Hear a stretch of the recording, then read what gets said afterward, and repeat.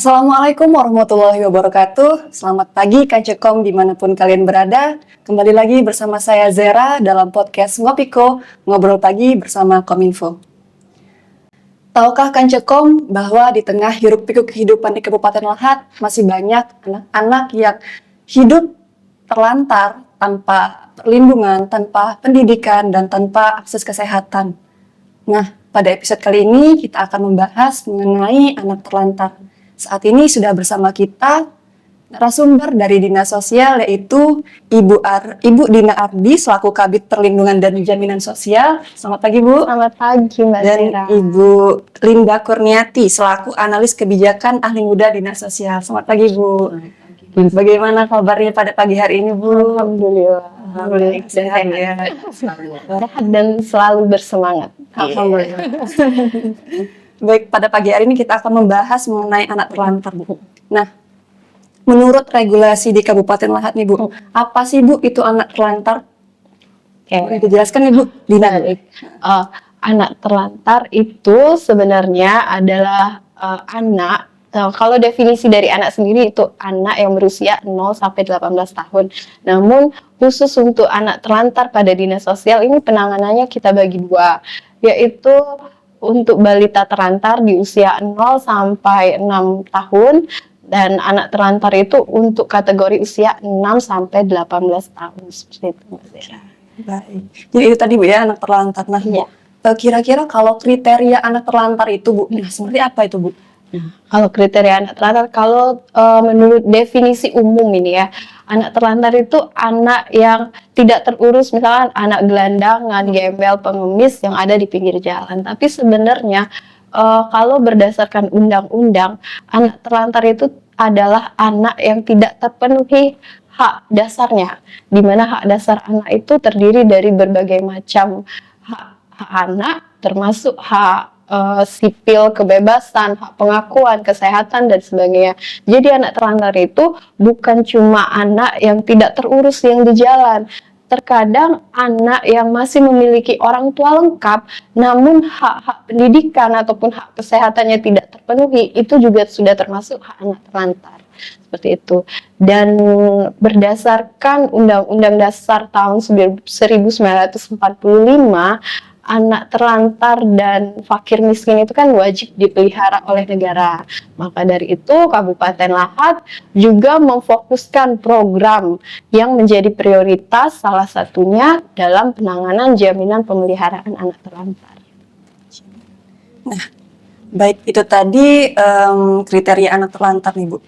Nah, saya mau tahu juga nih Bu, proses penanganan anak terlantar mulai dari identifikasinya hingga pemulihannya. Nah, apakah ada sistem Bu di Dinas Sosial yang sudah berjalan untuk melakukan kegiatan tadi Bu? Baik, kalau sekarang per November 2024, Alhamdulillah Kabupaten Lahat itu sudah mengeluarkan satu regulasi khusus tentang jaminan pemeliharaan anak terlantar yang diatur dalam Peraturan Bupati nomor 23 tahun 2024. Jadi pada proses penanganan anak terlantar berdasarkan Peraturan Bupati nomor 23 tahun 2024 dimulai dari pelaporan. Nah, di sini karena kita sudah masuki era digital, salah satu yang menjadi terobosan dan inovasi dari Dinas Sosial yaitu pelaporan melalui akun resmi web yang dimiliki Dinas Sosial. Namun jika ingin melaporkan secara langsung juga diperkenankan melalui WA ataupun bersurat ke Dinas Sosial. Setelah laporan masuk ke Dinas Sosial, lalu tim dari Dinas Sosial akan melakukan assessment. Dilakukan assessment penjangkauan terhadap laporan anak terlantar. Di sini kita melihat kondisi anak dan hak apa yang belum terpenuhi. Untuk selanjutnya kita lakukan rekomendasi ataupun rujukan. Kalau misalkan di salah satu kasus anak yang misalkan masih mempunyai orang tua dan tempat tinggal yang layak, namun tidak terpenuhi hak akses pendidikan, nah Dinas Sosial Kabupaten Lahat di sini berkoordinasi dengan Dinas Pendidikan untuk segera melakukan tindak lanjut terhadap anak terlantar ini untuk segera kembali mendapatkan pendidikannya melalui sekolah yang ada di Kabupaten Lahat. Dan juga untuk kasus-kasus yang lainnya dilakukan rujukan, misalkan anak tersebut tidak mendapatkan hak untuk tempat tinggal atau sebagainya, kita bekerja sama, alhamdulillah sudah bekerja sama dengan panti asuhan yang ada di Kabupaten Lahad dan juga panti-panti asuhan milik provinsi maupun milik Kementerian Sosial. Untuk selanjutnya, anak-anak tersebut dijamin haknya dan mendapatkan perlindungan. Seperti itu, Mbak Zera. Baik, berarti untuk penanganannya sudah cukup bagus Bu ya. Nah, salah satunya tadi pelaporan melalui digitalisasi. Iya. Membahas tentang itu Bu, bagaimana sih Bu cara kerja sistem penjangkauan anak tadi melalui digitalisasi? Mungkin dari Bu Linda boleh dijawab. Terima kasih Mbak Zera. Jadi Dinas Sosial itu memiliki website digital. Di sana mempunyai aplikasi, sekarang ada tambahan fitur menu yaitu anak terlantar. Jadi masyarakat bisa melapor langsung di aplikasi tersebut. Di situ juga ada siapa yang melapor, kemudian nama anak yang terlantar, kemudian juga ada email orang yang melaporkan. Jadi kita bisa dengan mudah melacak siapa yang melaporkan dan siapa juga yang menjadi anak terlantar tersebut. Dinas Sosial juga memiliki Facebook dan IG, di mana masyarakat ataupun instansi pemerintah ataupun swasta bisa melaporkan bila ada anak terlantar di Kabupaten Lahad. Begitu Mbak Zera. Ya tadi kan pelaporan melalui digitalisasinya Bu ya. Nah, boleh tahu nih Bu, apa alamat websitenya dan juga apa sosial medianya? Siapa tahu nanti ada masyarakat yang ingin melaporkan Bu. Terima kasih Mbak Zera. Jadi untuk aplikasi alamatnya itu dinsos.lahadkap.go.id dan Facebook adalah Dinas Sosial Kabupaten Lahad dan IG Dinas Sosial Kabupaten Lahad juga. Itu jadi masyarakat bisa berkunjung di IG kami maupun Facebook kami ataupun melalui aplikasi yang ada di Dinsos. Gitu Mbak Zera. Itu tadi Kancekom apabila ingin membuat laporan mengenai anak terlantar bisa mengunjungi website ataupun sosial media tadi. Selanjutnya nih Bu, pertanyaan mengenai anak terlantar. Ada nggak sih Bu di Kabupaten Lahad ini stakeholder lainnya yang ikut serta turut mengikuti program anak terlantar Bu? Untuk stakeholder yang bekerja sama dengan kita, itu saat ini ada yang dari pemerintah maupun swasta. Kalau dari pemerintah itu ada Diknas, kemudian Dinas Kesehatan, kemudian PPA, Bapeda, gitu Bu ya. Kemudian untuk swasta juga ada, kita sudah ada MOU dengan Panti Asuhan Budi Mulia dan Sakinah, itu mereka sudah siap untuk membantu kita. Kemudian juga untuk dinas yang OPD lain juga ada, tentunya kami juga minta bantuan dari Kominfo untuk membantu menjangkau anak-anak terlantar di Kabupaten Lahad melalui informasi yang ada saat ini, gitu Mbak. Nah Bu, yang seperti kita ketahui bersama nih Bu ya, di Kabupaten Lahad ini kan sudah dapat Kota Layak Anak predikat Madya di tahun 2022 Bu. Nah, kenapa sih Bu kok masih banyak anak-anak yang ada di jalanan Bu, seperti badut, pengemis, dan juga anak pang. Nah, dari Dinas Sosial sendiri seperti apa itu Bu menghadapinya? Jadi Mbak Zera, ada contoh kasus salah satu anak gelandangan yang suka tidur di emper tokoh kita di Kabupaten Lahad ini di satu tempat. Dia melakukan kenakalan remaja lah ya, kenakalan remajanya mencuri di salah satu instansi pemerintah.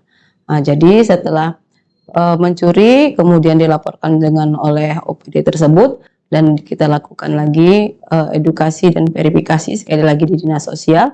Ternyata anak itu bukan dari Kabupaten Lahad.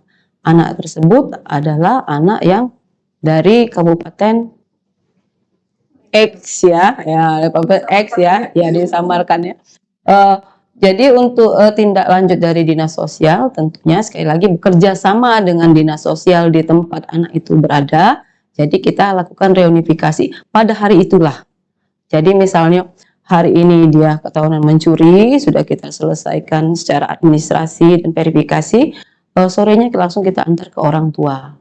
Dan kita lakukan sekali lagi edukasi kepada orang tuanya supaya anak ini tidak ulang lagi nakalnya itu. Kadang-kadang kita ini kenakalan anak remaja ini Mbak Zera ya, yang kadang-kadang berpengaruh dengan rekan-rekan yang lainnya. Akhirnya yang didatang Kabupaten Lahad ini menumpuk. Begitu Bu Dina, mungkin Bu Dina. Seperti yang saya lihat kadang kita lagi di jalan gitu Bu ya, kadang-kadang bukannya berkurang Bu ya, malah bertambah. Dia mengajak temennya gitu Bu ya, apalagi kemarin itu ada juga yang suka bawa gerobak gitu Bu ya, sepanjang perjalanan, dan itu juga kan sebenarnya lumayan mengganggu Bu ya. Jadi setelah kami analisa, ternyata bertambahnya jumlah anak-anak terlantar Kabupaten Lahat itu ternyata ada momen. Misalnya itu ada di hari Jumat, karena banyak masyarakat kita ini yang biasanya memberikan sedekah di hari Jumat itu. Jadi ya Jumat Barokah. Jadi anak-anak yang datang biasanya membawa rekannya lagi, kemudian yang bawa gerobak itu kadang-kadang juga bertambah. Baik Bu Dina, tadi kan sudah dijelaskan nih tentang anak-anak yang terlantar di jalanan itu tidak memiliki tempat tinggal dan ditempatkan di panti asuhan milik swasta ataupun pemerintah Bu ya. Nah, kalau dari Dinas Sosial sendiri Bu, ada nggak sih Bu program pembinaan untuk anak-anak yang ada di panti asuhan tersebut Bu? Oke, baik, terima kasih Mbak Zera. Sebenarnya sih dari sejak dulu ini program ini memang sudah berjalan, baik dari pemerintah provinsi maupun dari Kementerian Sosial sendiri. Jadi anak-anak yang sudah dimasukkan ke dalam panti-panti asuhan itu tentu saja tidak dibiarkan begitu saja Mbak Zera ya, karena kita tetap memikirkan aspek psikologi dan juga sosial dan sebagainya. Jadi anak-anak yang dimasukkan ke dalam panti tentu akan tetap dipantau perkembangannya, dilakukan pembinaan, selain diberikan pendidikan dan tempat tinggal yang layak dan pemenuhan hak-hak psikologi dan sebagainya. Di beberapa panti yang ada yang sudah bekerja sama dengan kita, baik swasta maupun panti milik provinsi dan Kementerian Sosial itu sudah memiliki program pembinaan, salah satunya yaitu penambahan keterampilan untuk anak.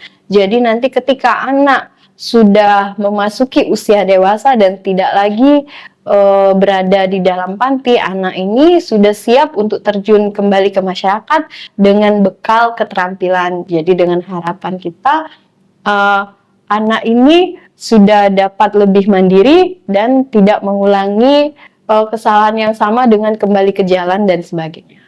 Oke, berarti itu tadi Bu ya, anak-anak yang ada di panti asuhan itu dibina, diberi skill agar ketika turun ke masyarakat dia sudah bisa mandiri seperti itu ya. Betul. Baik Bu, kita ke pertanyaan terakhir nih Bu. Iya. Apa sih Bu harapan dari Dinas Sosial itu sendiri mengenai program penanggulangan anak terlantar? Baik, Dinas Sosial sebagai salah satu stakeholder yang menangani dalam jaminan pemeliharaan anak terlantar tentu saja tidak bisa melakukan banyak hal dengan sendirian. Tentu harus bekerja sama dengan banyak pihak, bekerja sama dengan melakukan kolaborasi multi stakeholder dalam melakukan penanganan terhadap anak terlantar. Nah, dengan bekerja bersama-sama, mudah-mudahan anak-anak yang ada di Kabupaten Lahat tidak lagi kita lihat seperti sekarang masih banyak anak-anak yang tidak terpenuhi hak-haknya. Mudah-mudahan dengan kolaborasi multi stakeholder serta merubah mindset dari masyarakat untuk lebih peduli terhadap anak-anak yang terlantar ini dengan segera memenuhi hak-haknya, Kabupaten Lahat menjadi kabupaten yang lebih cerdas, kabupaten yang sehat untuk anak-anaknya, sebagaimana kita ketahui bahwa Kabupaten Lahat telah menjadi salah satu kabupaten dengan kategori Madya, dan mudah-mudahan juga dengan kolaborasi multi stakeholder yang dilakukan dengan tingkat kepedulian masyarakat yang semakin tinggi, Kabupaten Lahat dapat menciptakan generasi-generasi penerus yang cerdas dan sehat. Seperti itu, Mbak. Amin, semoga itu menjadi harapan kita bersama Bu ya. Iya. Baik Kancekom, itu tadi sudah kita simak bersama tadi perbincangan mengenai anak terlantar dan juga upaya-upaya yang sudah dilakukan Dinas Sosial Kabupaten Lahat untuk menanggulangi hal tersebut. Anak merupakan generasi penerus bangsa yang harus kita jaga, harus kita lindungi, harus kita perhatikan hak-hak dasar mereka. Maka dari itu kita, pemerintah dan juga masyarakat, mari terus menciptakan lingkungan yang lebih peduli dan inklusif, di mana anak-anak dapat tumbuh dan berkembang dengan lebih baik. Baik, sampailah kita di penghujung podcast Ngopiko pada episode hari ini. Jangan lupa untuk saksikan episode Ngopiko berikutnya. Sampai jumpa. Wassalamualaikum warahmatullahi wabarakatuh. Waalaikumsalam.